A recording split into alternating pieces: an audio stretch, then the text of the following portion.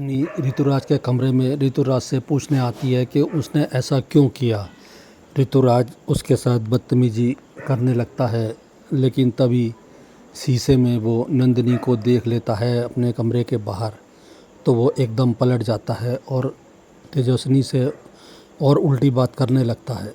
नंदिनी को देखते ही ऋतुराज, इसका मतलब ये नहीं है कि मैं अपने भाई को धोखा दूं। जो तुम मुझसे करने को कह रही हो वो मैं नहीं कर सकता। अपने पति को चीट कर सकती हो, लेकिन मैं अपने भाई को चीट नहीं कर सकता। तुम्हें मेरे कमरे में नहीं आना चाहिए था। मैं जानता हूँ कल हमारे बीच कोई हद नहीं थी, लेकिन अब तुम मेरे भाई की बीवी हो, मेरी बहनी हो। मैं अब ऐसा कुछ नहीं कर सकता और आइंदा अकेले मेरे कमरे में आने की ज़रूरत नहीं है। फिर गुस्से में तेजस्विनी ऋतुराज को थप्पड़ मारने लगती है तो नंदिनी आके हाथ रोक लेती है। तेजस्विनी से कहती है, तुम इतनी गिरी हुई घटिया लड़की होगी ऐसा मैं सोच भी नहीं सकती थी। तुमने ये घटिया काम करने का सोचा भी किसके साथ? अपने देवर के साथ। शर्म आनी चाहिए तुम्हें। तेजस्विनी अपनी सफाई में कुछ कहना चाहती है, लेकिन नंदिनी नहीं सुनती है और ऋतुराज और उसमें तेल छिड़कता रहता है बीच बीच में। नंदिनी को बिल्कुल उसके खिलाफ कर देता है। उस कमरे से जाते जाते तेजस्विनी ऋतुराज से एक बात कहती है, तुमने एक औरत की इज्जत उछाली है। एक औरत की इज्जत उसके लिए सब कुछ होती है। ना मैं ये कभी भूलूंगी और ना कभी तुम्हें भूलने दूंगी। तुम्हें तुम्हारे किए की सज़ा ज़रूर दूंगी मैं।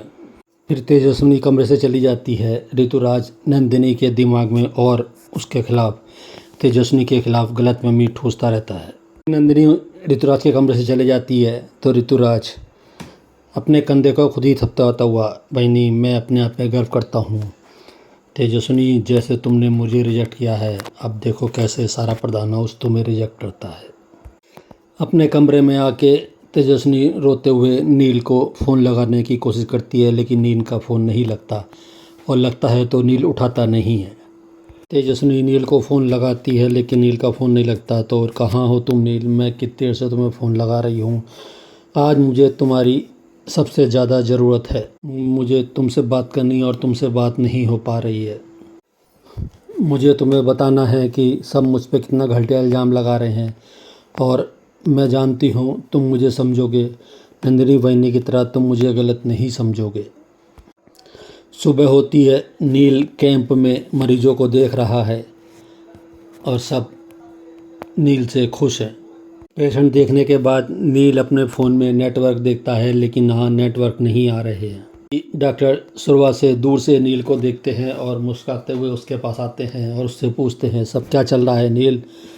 तो नील कहता है, ठीक है सर, सबका इलाज ठीक हो रहा है।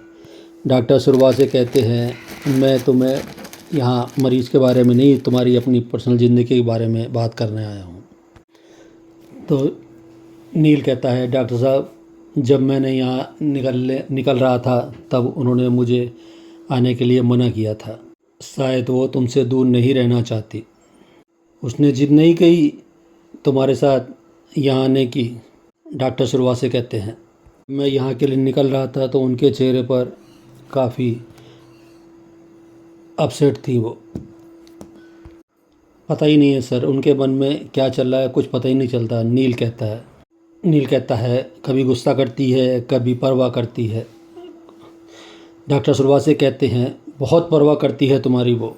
मैं तभी समझ गया था जब वो सचिन साने और उसकी पत्नी का एड्रेस लेने आई थी। मैंने उसे बहुत समझाया कि वो ख़तरनाक आदमी, उससे दूर रहे, लेकिन नहीं, उसके तो सर पे जुनून सवार था।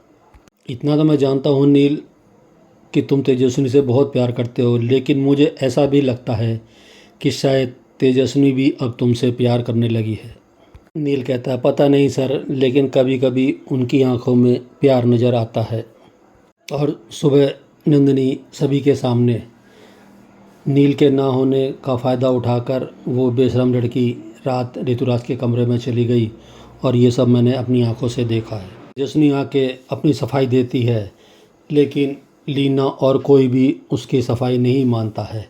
सब नंदिनी को ही सच मानते हुए उसी की बात पे यकीन करते हैं। इसी बीच ऋतुराज भी आके कुछ इस तरह से बात करता है कि सब तेजस्विनी के खिलाफ ही हो जाती है।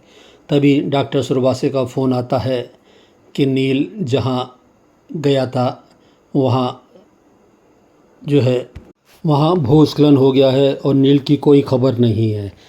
हम पुलिस को कंप्लेन करने जा रहे हैं, तो मैंने सोचा पहले आपको कंप्लेन कर दूँ।